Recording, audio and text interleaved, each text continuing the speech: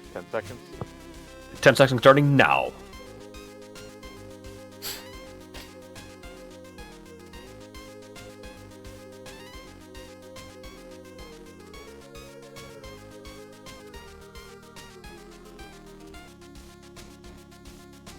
Welcome back to more Pixels for People 2024. Hey, if you haven't had the chance, take a moment and please consider a humble donation. Remember, we are raising funds for Child's Play this weekend, a very, very worthy cause. We also have donation bid wars. We have some cool prizes. Please check it out. Type up !D and !P in the chat to learn more. But for now, we're back with more TempestMask1000. This is Curse Crackers for Whom the Bell Toils. Tempest, let's crack on. Let's do it. So this game right here is a little bit different from what we just showcased here in Spark 2. It's a 2D platformer with a major Game Boy Color inspired art style to it, and a very wonderfully animated pixel game and all that good jazz. And I want to just give a very, very quick shout out to, before we kick this off, to Colorgrave, the dev. They've put in a lot of love into this game ever since it came out. It's available for both PC through Steam, and you can also get it on Switch, and it is just a wonderful time. That it has been a bit since I have taken up this speedrun, but man, it just never gets old coming back to it again and again. So we're going to be doing the any percent Belle mode with the no spark bangle subvariant. The spark bangle is something that was added into a later version of the game that really broke it in half in terms of the level and the gameplay. This is what you can do if you don't have it currently unlocked, but we do have a save file resource that you can download from our SRC page to put into the game and unlock it for yourself, no problem. But yeah, we'll get this run going, and I'll talk a little bit about the logistics. We're going to try and beat this within a flash, a jumping jack flash, if you will. So we'll start the timer then in 5, 4, 3, 2, 1, go. I said go, timer. Give me a sec. Okay, and I'll just wait a second now. Okay, and right. Auto splitter shenanigans. But yeah. No, we skipped the first cutscene. It is very skippable indeed. A lot of the dialogue in this game is either skippable or you gotta mash through it. Not much else to it. And we're gonna start things off with a little bit of serious time, because I'm gonna implement the Cactus Room codes, which will allow us to break this game. 5, 6, 7. 1, 2, 3. 1, 2, 3, 4, 5, 6. 1, 2, 3, 4, 5, 6, 7, 8, 9, 10, 11, 12. Alright, that's good. And then 1, 2, 3, 4, 5, 6, 7, 8. 1, 2, 3. 1, 2, 3, 4, 5. Okay, cool. We got both of what we need. So those codes right there have done two things for us. One, all of the levels in their natural progression have been unlocked. And two, we have gained early access to what is called the grave mask, or a double jump mask. And the wonderful thing about Curse Crackers here is that we can go to any level, we can collect items to our leisure, whatever progression we want, and then we can just exit the level without even having to hit the goal, and the game will still keep it no matter what. And that's what the any percent category builds itself around with this cheat code in mind, because the overall end condition is we need 30 Ardell roses collected in order to unlock the final world, the astral world. And if we don't have that, then we're going to be in a bit of a small bind, but this is usually fixable by finding the next best thing, the closest things around. But we, the community, have spent quite a bit of enough time that, you know, we've mainly got it figured out and stuff.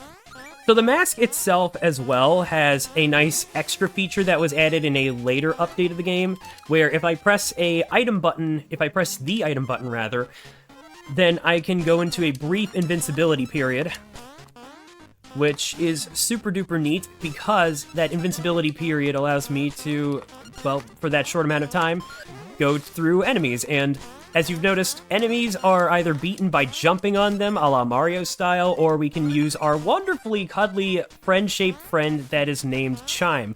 So we're playing as Belle. She's a former circus performer, and Chime is, I guess you could say, her familiar. There's not really much we effectively know about his history, like who he is, what he is, but he's so stinking cute, and just one of the neatest ways to, like, platform in a game, period, because he can also bounce you off. You can, like, bounce off of him. And if you see me pause for a moment, it's because I am referring to some Rose collection notes for the optimal procedure, so pardon me if it becomes very noticeable, because it can. Sometimes it is easy to lose track of where a rose might be, and luckily the game does have a little marker that shows you which one you have collected. So, you know, as modern games do these days, Color Grave may be going for a retro style sort of spiel, but they know their audience. They know not to make things unnecessarily hard like old retro games would have back in the day, or limiting for that matter. And it shows, because this game is just so colorful. And the best part is, for each achievement that you can get, you get a color palette that you can change for Belle's appearance with. So there's a lot of things you can just do in Curse Crackers. There's a lot of replayability and collectivity behind its name. It's a very cheap game as well. So again, if you can afford it, I highly recommend it. It's again, Color Grave is a fantastic dev, and they very much support the speedrunner scene as well. So, unfortunately, I did jump into I did accidentally skip out on a rose. We're going to have to do a little bit of backtracking, or rather an unexpected visit, if you will. So right now, let's just keep on going. And Jamoose, if you have anything that you'd like to announce or talk about, now's the good time for that.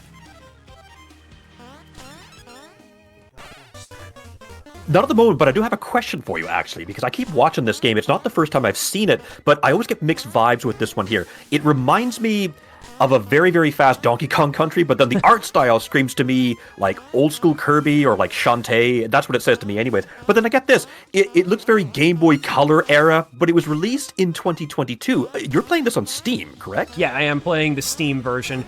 Like I said, it's also available on Switch as of 2023, so there is a way to play this on the go through your home console if a Steam Deck is not viable, but yeah.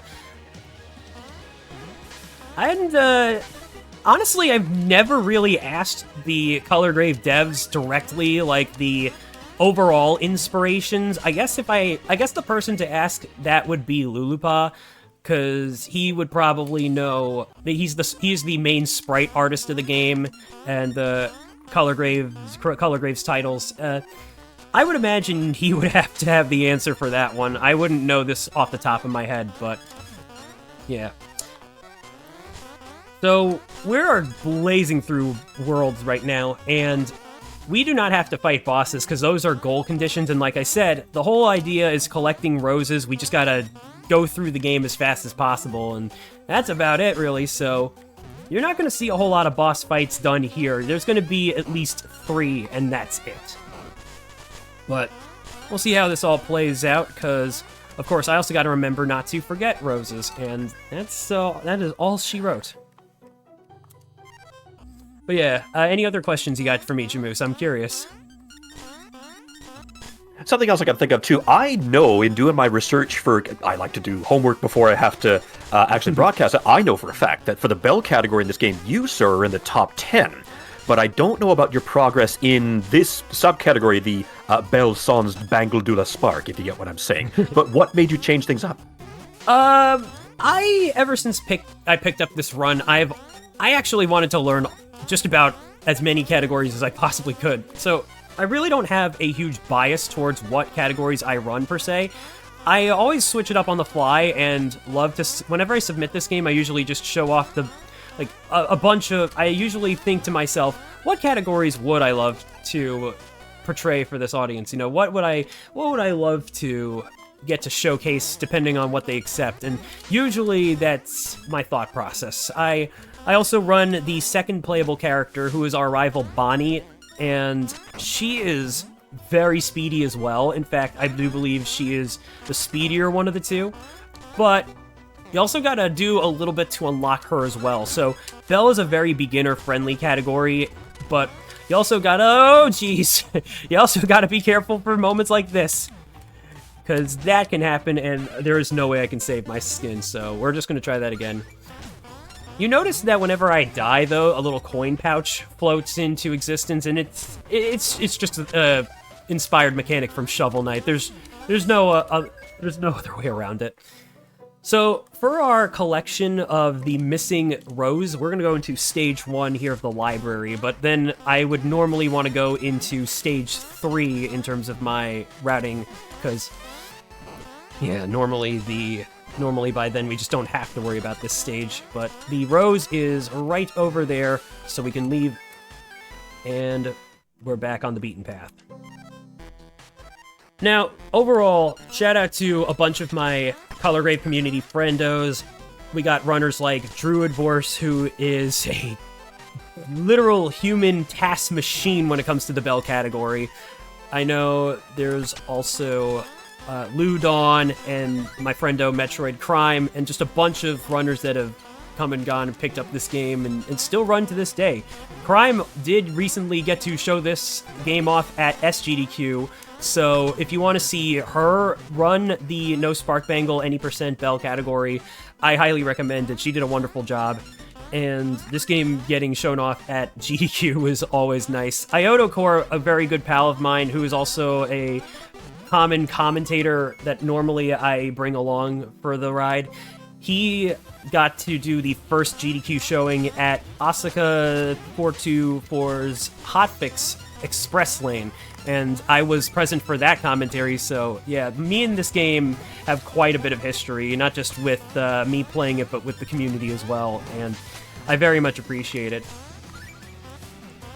It's just a wonderful time, and I highly, highly recommend you try this for yourselves. So we have collected our final of the Ardell Roses, and now we're going to jump into our first series of boss fights. Say hello to Beakton, the skeleton pterodactyl, and the, I guess you could say the very thing that Bonnie spawned, because she's got necromancy powers to steal our man, our date Clyde, and we can just push Beakton into the lower left corner like that, into a death plane, and it's a quick kill. But now we got the Bonnie fight, I'm just gonna need a bit of serious time. We can use the invincibility to chain hit her like that, and voila, she is donezo. But I would also say there is a bit of a slightly riskier method that is also slightly faster as well, but yeah, the Graven Mask and its invincibility feature is like very beginner-friendly of a way to get through this fight. Now, you saw me spawn into a hub world. This game actually has some hub worlds, or hub towns, but of course, pausing and exiting through the pause menu is a good way to get back to the map fast in a case like this. Now, you saw me enter level 2, and oh! I haven't done that in a while. So, yeah, normally I show off a nice little platforming clip that I think I've just kind of forgotten about entirely, but yeah, you notice what's normally meant to happen with those switching up platforms whenever you slot Chime into the circular hole. It disappears, and if Belle's caught in the middle of where the platforms are supposed to spawn, she dies. But in the case of what was above the hole, I could have gotten a little bit of a physics nudge, if you will. Okay, so we just did a little jump extension where if you time the jump just right, you get extra height, and this can be done off of Chime. It can also be done off of bounce pads as well, and also doable without the double jump. But now we go into our next boss fight. This is Lear. She has 20 hits, the most any boss that isn't the final boss has in terms of the standard combat. Oh, jeez. And she is also a horrible source of RNG, because she chooses which moves to use, and that one right there wastes the most time because you cannot hope to hurt her in any way, shape, or form that way. Okay, oh jeez, oh no. I ran into that one. But hey, we're still looking pretty good on timing, so we're not going to worry too much, because after this, we just have to initiate the end game portion, and then that is it. So I'm just trying to hit her enough times. And yes, by the way, she is a harpy. There was also a sassy Cyclops brat by the name of Tedra. We don't get to fight her, because she just hides herself in a bunch of shuffling boxes, and that wastes time. So we don't have to bother with her, and I do not like the character anyway, so that is a win for me. Anyway, we're gonna just try and do this a little safer now, and this is where we get to see a nice little bounce effect going. But, of course, trying to take it up close and personal is the faster way of dealing with this fight. And that does involve catching Chime by touching Chime with Belle. Oh! Caught in the spread shot. I did give myself a pretty generous estimate, though. Why did I say jest? Nothing to jest about here. One of my favorite... See, that would have been appropriate for the previous game. A jestimate, if you would. Ah, you're so right. I'll have to remember that. And, what else? Well, you did notice that Belle has a few different types of jumps. You get a higher jump going whenever you hold down and press the jump button, kind of like Mario in his 3D platformer games, like a crouch jump, if you will. There we go. Now she's down. And we just go through mashing the cutscene. So now we are I guess, depending on how fast the final boss fight goes, we'll see if we end up going over the estimate just a smidge, but now that we have entered the story trigger, so beating Lear makes the game assume that we can now enter that big giant temple door. We get to see the giant lady known as Blind Gaze. We say, whoa, and then we can just exit out of the dialogue, get to the final stage because the cheat code from the Cactus Room allows us to. And now we're going to no longer use Chime, but rather we have Bonnie's Scythe, which surprisingly deals a lot more damage the less amount of health you have. So that's why you're going to see me take intentional damage, because if I'm at full health, the amount of hits the Scythe deals, that was not supposed to happen, is much greater. And time will not be on the final hit, but it will be on the first frame the text box appears post-fight. So we'll definitely get ready for that. Well, let's see how this goes. And that attack is the one that we don't want to see, because that wastes time. She is completely undamageable in the background. And for the rest of the fight, I'm going to just silence myself and allow you all to watch and listen as the vocals kick in just a few moments.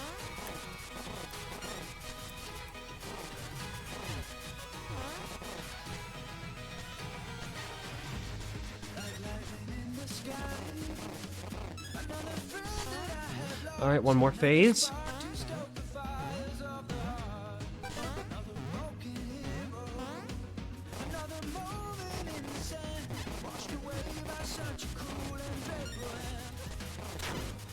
And that's gonna be time. Wow, just a couple of seconds under the 16-minute estimate. Let's go. Yes, you'll love to see it. And that is the run, folks.